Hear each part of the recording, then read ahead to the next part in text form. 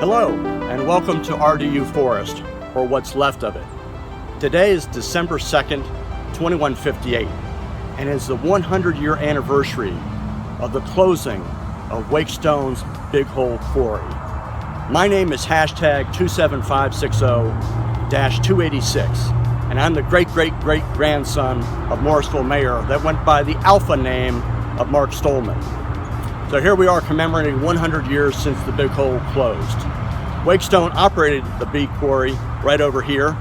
It was next door to the Umstead State Park, which is now the Umstead Hologram Center, where you can actually go on a virtual hike in the woods and experience what it's like to be out in nature. It's an incredible place. And over here is a Morrisville Fuquay Levitation and Air Travel Center. It used to be called the RDU Airport, but more on that in a second. So it's been 100 years since Wake Stone shut down the Big Hole, but we're still feeling its impact today. You know, back in 2019, Wake Stone ran a single quarry right next door here called the A-Hole.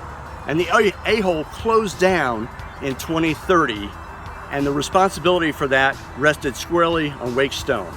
But also in 2019, RDU Airport leased out this very land to Wake Stone to build a quarry.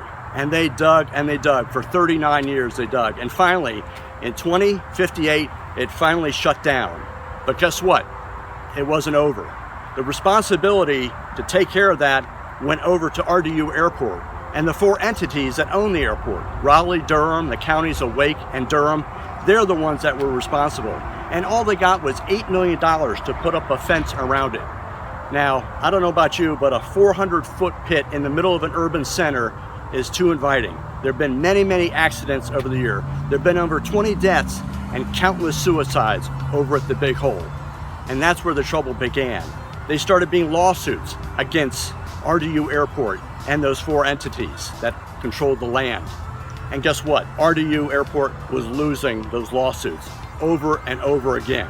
It was getting really bad, and the cities felt the pain. And then the big thing happened in 2109, when Hurricane Jeanne blew through the triangle and dumped 10 inches of rain all at once. It was an amazing storm, but one that's fairly typical these days. And guess what? Crabtree Creek, which was sitting there, surrounded on either side by 400-foot holes, finally gave way. The sides went, and it filled up that great big hole. All of Lake Crabtree and Crabtree Creek actually emptied. It was an amazing environmental catastrophe. Cary had a water treatment plant that was completely taken offline forever. And then the Neuse River felt the incredible impact of this environmental disaster for years to come. We still haven't recovered from it. Now, you know, the real problem with all this is that it didn't have to happen. I really wish that somehow I could go back in time to 2019 and talk to those elected officials and say, listen, slow down, make sure you do this thing right, and get the best deal for taxpayers and RDU Airport alike. But unfortunately, they didn't do that. They all sat by the sidelines, sat on their hands, and they thought someone else would take care of the problems later. But guess what? It became their problems, and that's the reason both Raleigh and Durham went bankrupt.